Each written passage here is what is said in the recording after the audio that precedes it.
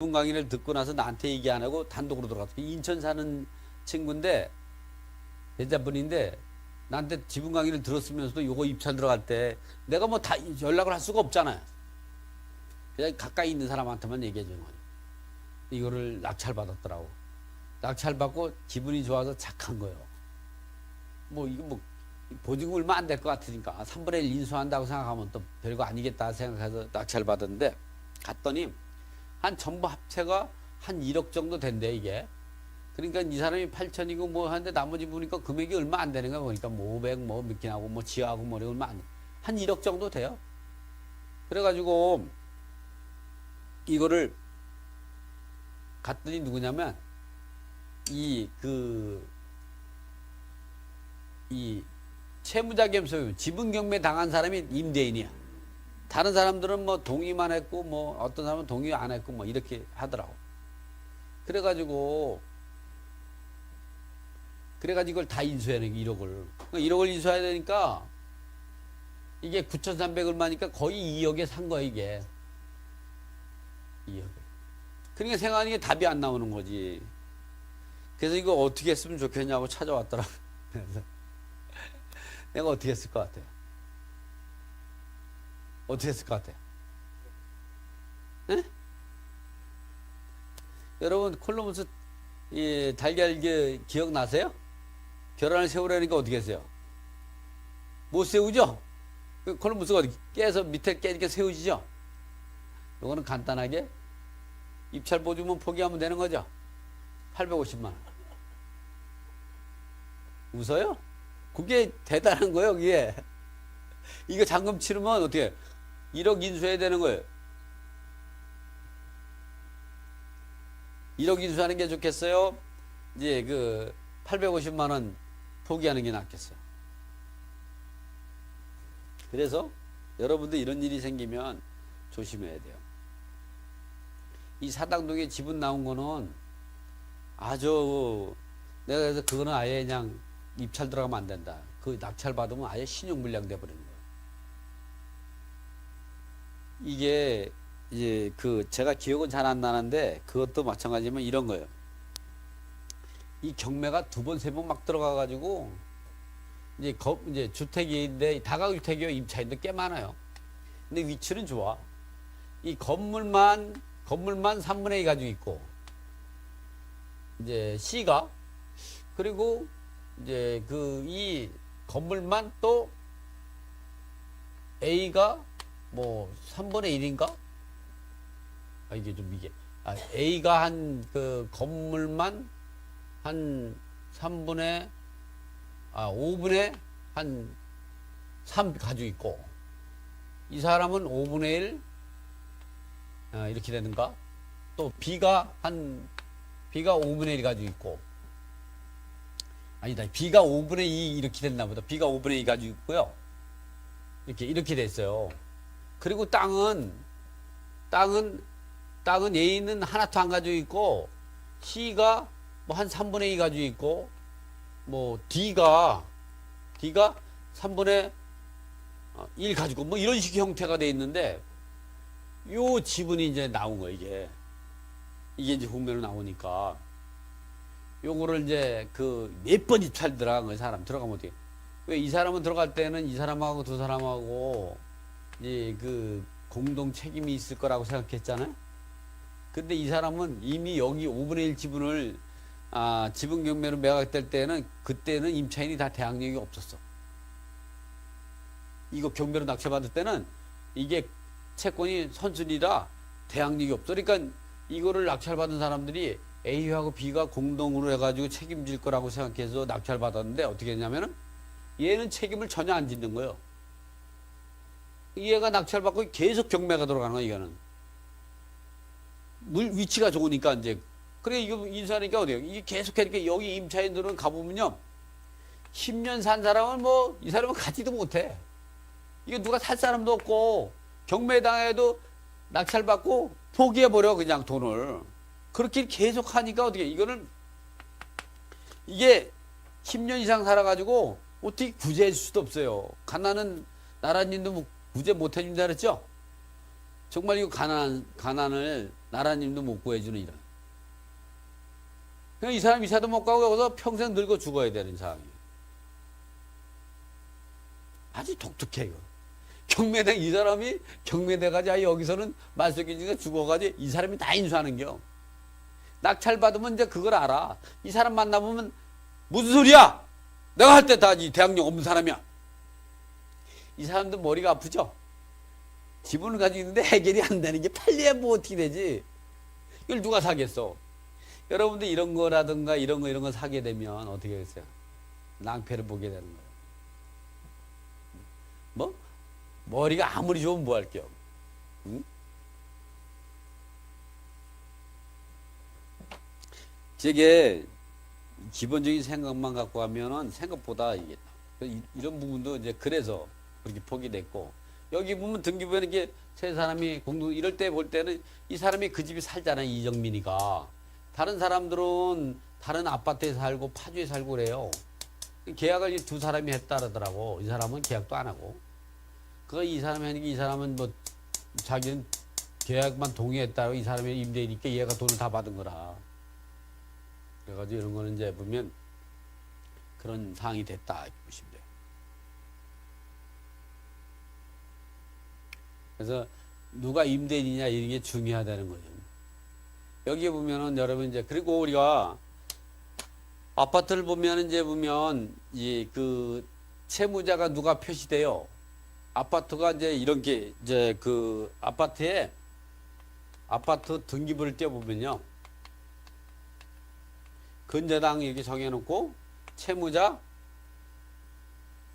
누구누구 이렇게 적혀놓고 이게 그 A하가 2분의 1, B가 2분의 1 공동소유인데 채무자가 A로 이렇게 돼 있다. 이랬다 했을 때는 B는 담보제공자예요. 그러니까 등기부에 채무자라고 표시 안 돼 있으면 다른 사람은 담보제공자예요. 근데 문제는 뭐냐면 그러면 채무자 지분이 경매 들어갈 때 채무자는 이 담보제공자한테 구상권을 청구할 수가 없으니까 채무자 지분을 들어갔을 때 그 후순위 저당권자가 같은 경우는 손해를 볼 수밖에 없는 거죠. 그런데 그 형식상 채무자인데 실적으로 공동채무자인 경우가 있고 채무자가 형식상 채무자지만 실적으로 담보제공자라고 하면 그 사람들 간에는 실적으로 구상권을 청구할 수 있는 지위에 있다. 그것이 바로 이 대법원 판례예요. 그러니까 어떻게 아파트를 경매로 샀는데 또는 일반 매매로 샀는데 남편이 채무자고 부인은 담보제공자로 돼 있어. 근데 실적으로 자기네가 분양대금을 납부한 게 아니죠. 그럴 때 공동채무자라고 봐야 한다 이런 얘기예요.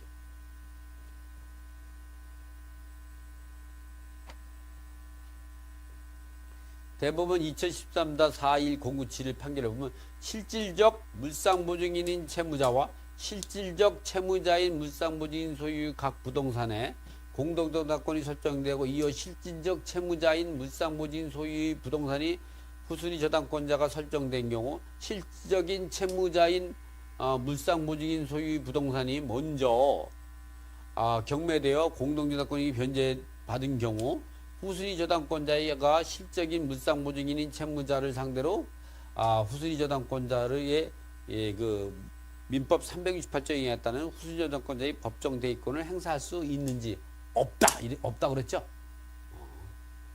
그러나 이렇게 형식상 채무자고 실질적으로 담보제공자다. 형식상 채무자로 되어 있지만 실적으로 담보제공자다. 이 사람은 형식상 등기부엔 담보제공자로 했지만 실적 이 사람이 채무자다. 이럴 때에는 실질적인 담보제공자, 형식적인 채무자가 이 등기부상에 형식적으로 담보제공자로 되어 있고 실적 채무자에게 구상권을 청구할 수 있는 지위에 있어서 이런 경우는 이제 그 후순위 저당권자 같은 경우는 실적 채무자에게 구상권을 청구할 수 이제 그 민법 368조에 따라서 후순위 저당권자로서 이 법정 대의권을 가지고 있다. 이걸 반대로 해석하면 그렇게 나오는 거죠. 쉽죠?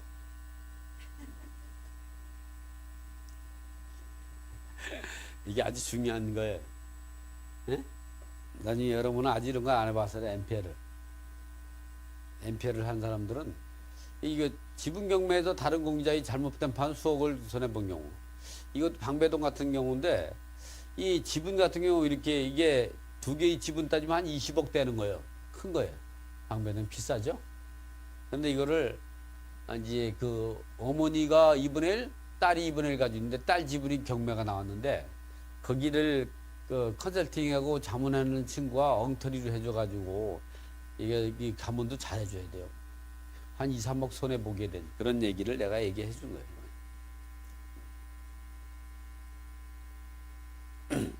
그런 내용. 이게 분석을 해서 이렇게 이건 책을 보고서 이렇게 보시면 돼요. 계산하기 자세히 써놨으니까.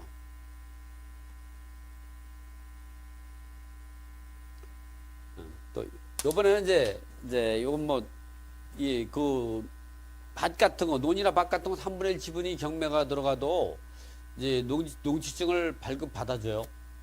요거는 뭐 제가 조그만 건데 그 중학교 은사님이 앞에 그 이 모형면에 여기가 고양이더라고요. 그래서 밑에 갔는데 옆에 그 밭이 3분의 1 지분이 그 지분 경매 나온 거예요. 그래서 그거를 내가 낙찰 받아줬거든요. 뭐 금액이 얼마 안 돼요. 5,200이죠. 근데 선생님 입장에서는 이게 맹지가 아닌데 이 다른 사람 지분은 맹지죠.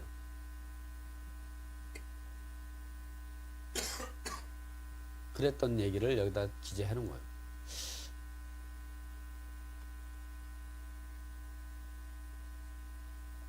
요것도 7분의 2 지분을 갖고 7분의 2 지분을 갖다가 이 7분의 2 지분이 7분의 1 지분인가요? 7분의 1 지분이 근린생활시설 7분의 1 지분이 2억에 있게 그러니까 이게 한 14억 정도 되는 거죠. 요거를 낙찰 받아 가지고 공인물 분할 소송을 하는 과정에서 다른 지분권자가 이걸 이제 매도 청구했어요. 그래가지고 감정가로 이 판결 내렸어요. 그래가지고 이 사람은 1억 3,600에 사가지고 2억 200을 받고 그리고 월세도 한 달에 얼마씩 또 이 부당이 또 청구해가지고 받고 그랬어. 그런 내용을 여기다 기재한 거예요. 여러분들 이렇게 보면 이 7분의 1 지분 물건이 괜찮다 그러면 요걸 낙찰 받아가지고 공인물 분할 소송해서 해가지고 하게 되면 형식적 경매가 판결 받아가지고 형식적 경매가 들어가기 전에 상대방이 이 매도 청구 들어가면 이 감정가로 파는 거예요. 한 7천만 원 정도 벌 수가 있는 거죠. 이랬던 실제 사례라 여러분한테 이게 보여주는 거예요. 그때 소장 작성했던 그런 내용들이에요.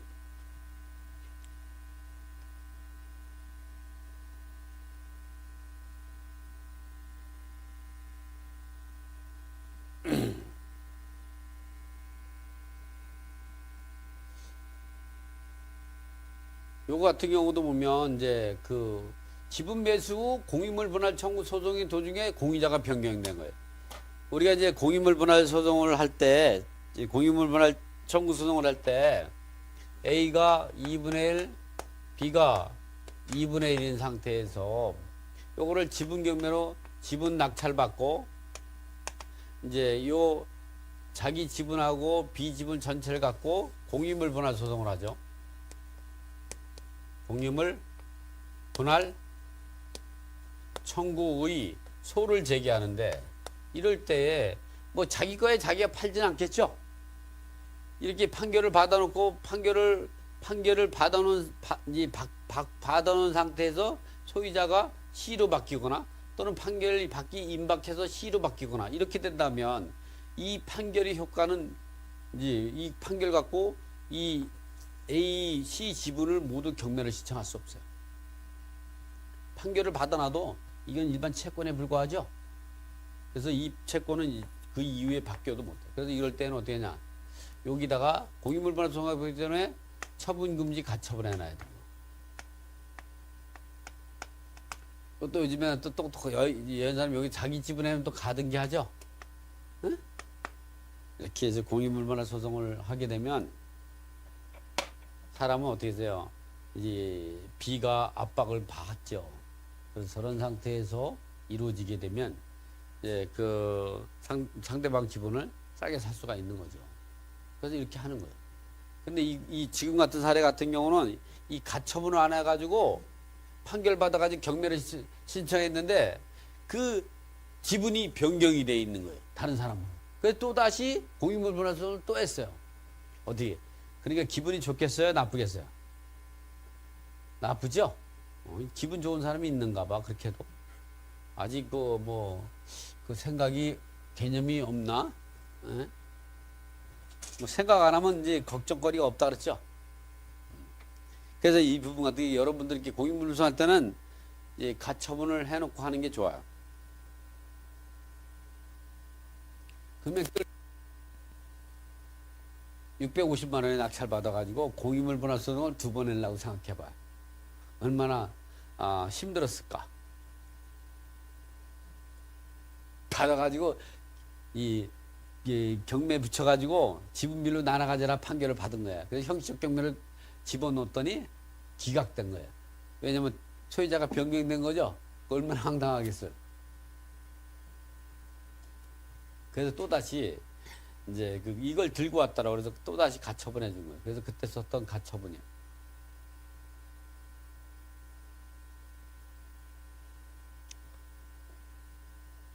그러기에 공익물 분할 청구서는 일부 지분에 가등기가 있고 이런 부분들도 대응하는 방법 같은 경우도 우리가 이제 이렇게 가등기가 잇따르면 제일 현명하게 대처하는 방법 같은 경우는 이렇게 하는 게 좋아요. 가등기를 끝까지 가게 되면 손해배상 책임이 따르게 되죠. 그래서 이제 지금 여기에 있는 판결 내용도 그렇고, 그래서 여러분이 이제 이렇게 그렇다고 가등기를 하지 말라는 게 아니고, 여기 이제 지분 경매, 자기가 이제 지분 경매로 해서 낙찰 받았다. 그럼 여기다가 자기 집안에는 이제 소유권 이전 청구권 보전 가등기를 하게 된다. 이 가등기가 이렇게 긴 거예요. 소유권 이전 청구권 보전 가등기. 여기에는 자기 거는 자기는 가등기, 그리고 가등기권자는 누구? C가 되는 거죠. 이 낙찰자가 C니까 요는 Z. 여기는 가처분하는 거죠. 이 가처분권자는 누구냐? C가 가처분하는 거. C가 가처분권자예요. 그리고 나서 공익물 분할 소송하면 이 이후에 소유자가 변경돼도 이 가처분이 처분금지 효력이 미치기 때문에 승계 집행무효 받아가지고 그냥 경매 집어넣으면 되는 거예요. 여기에 또 가등기가 있으니까 이 공익물 경매 들어가면 가격이 좀 떨어지죠.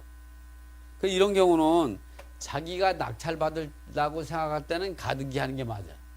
어떤 정신 나간 사람은 그러더라고. 자기가 낙찰 받지도 않을 건데 가등기 해놓은 정신 나간 사람 있어요. 가등기 해놓으면 가격이 당연히 떨어진다는 건 삼척 동자도 안 알게 되는 거죠. 몰라요? 그러니까 가등기를 월드메리앙 사장님이 생각이 나요. 이 앞에 월드메리앙인데 지금 옮겨가셨더라고. 그분이 이제 월드메리앙이 이제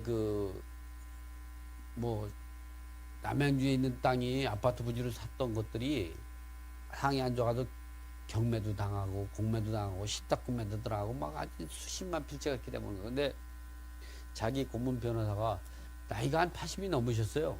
그분이 여기 앞에 있었어요. 여기 이제 경매를 배우러 온 거예요.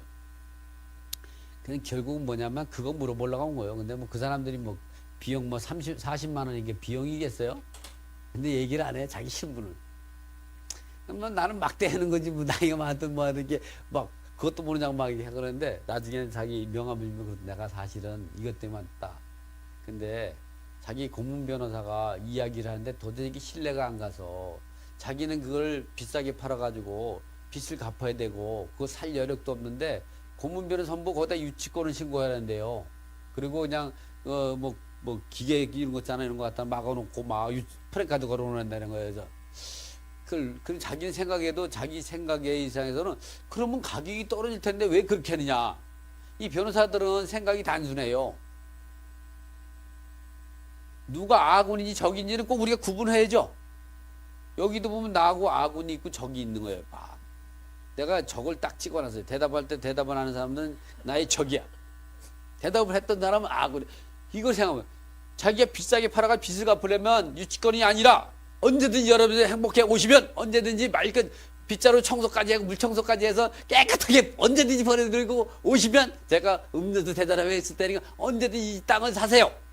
비싸게만 사주신다면 감사한 마음으로 언제든지 해주겠습니다. 이렇게 해야 될 거 아니에요. 이 지분 경매하는 사람도 지가 낙찰받을 것도 아닌데 가등기해. 이렇게 하면요, 2번 죽어요. 한 번은 자기 집은 싸게 팔죠. 또 이거로 인해서 이 사람이 손해봤죠. 이 사람이 손해배상 청구 들어가요. 실제 그런 소송이 있었어요. 그래서 근데 이제 내가 살 때는 가등기를 해야 돼. 내가 팔 때는 가등기 하면 안 돼요. 가등기 할 필요가 없죠. 비싸게 팔아야. 가등기가 있으면 여러분, 가등기가 있으면 비싸게 살까요? 싸게